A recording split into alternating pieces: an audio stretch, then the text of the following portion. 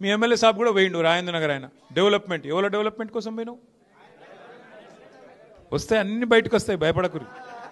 సుల్తాన్పూర్ బయటకు వస్తుంది గాసిమియా గూడ బయటకు వస్తుంది అన్ని బయటకు వస్తాయి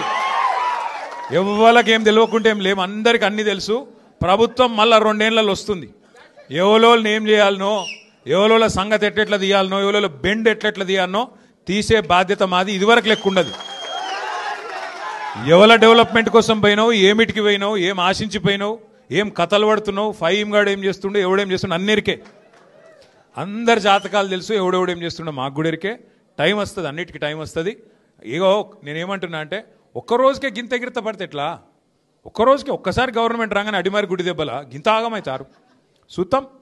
పైన దేవుడు ఉన్నాడు కింద ప్రజలు ఉన్నారు మీరు తలుసుకుంటే ఎంత పెద్ద పోటుగాడైనా ఎక్కడికి పోవాలన్నా గాడికే పోతాడు ఇవాళ రాష్ట్రం మొత్తం ఒకటే ఉన్నది అందరి ఆలోచన